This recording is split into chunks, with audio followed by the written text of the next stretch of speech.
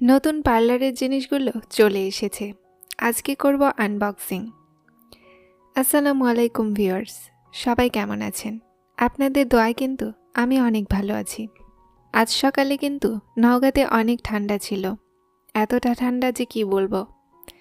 সকালে ঘুম থেকে ওঠার পরে খাওয়া দাওয়া করলাম, আম্মুর সাথে কিছু কাজকর্ম করলাম এবং তারপরে গোসল করে ছাদে বসেছিলাম, রোদে চুল শুকাচ্ছিলাম আর কি। আর আমার বড় বোন চলে গিয়েছিল পার্লারের এই জিনিসগুলো নিতে। আসলে নতুন পার্লারের সেটআপের জন্য এগুলো জিনিস কেনা হয়েছে, কিন্তু এত সব কিছুর মধ্যেও একটা সমস্যা আছে। পার্লারের জন্য আসলে নতুন ঘর পাওয়া যাচ্ছে না, মানে দোকান ঘর।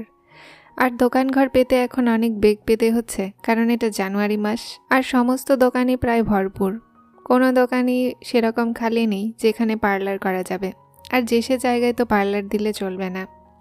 সো আমাদের এই জিনিসগুলো চলে এসেছে আজকে, আর হঠাৎ করে কুরিয়ার থেকে ফোন দিয়েছিল, তাই আমার বড় বোন গিয়ে নিয়ে এসেছে আজকে। তাই তোমাদের সঙ্গে শেয়ার করছি পার্লারের চেয়ারগুলোর আনবক্সিং। চেয়ারগুলো কেনার জন্য কিন্তু অনেক মোটা টাকা গুনতে হয়েছে। আমি বলছি না কত টাকা, কিন্তু অনেক টাকা। আর নতুন একটা বিজনেস শুরু করতে গেলে কিন্তু অনেক টাকার প্রয়োজন হয়।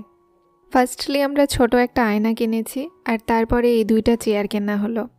তোমরা কিন্তু কমেন্টে জানাবে এই বেডটা কেমন হয়েছে, বেড প্লাস চেয়ারটা। সর্বমোট আমাদের দুইটা চেয়ার আজকে এসেছে কুরিয়ারে, আর এগুলো কিন্তু ঢাকা থেকে এসেছে। যদি কারো প্রয়োজন হয় অ্যাড্রেসে, তাহলে তারা আমার থেকে অ্যাড্রেসগুলো নিতে পারো। আমার কাছে কিন্তু কালো কালার একদম বেস্ট লাগে, এজন্য আমি কালোই নিয়েছি। আর আমার বড় বোনকেও বলেছে যে তুমি কালো কালারই নাও। আসলে সবারই মতামত ছিল কালো কালার চেয়ার নেয়ার, এই কারণেই কালো কালার চেয়ার নেওয়া হয়েছে। পার্লারের পুরো সেটআপ করার পরে আমি তোমাদের সঙ্গে অবশ্যই শেয়ার করব।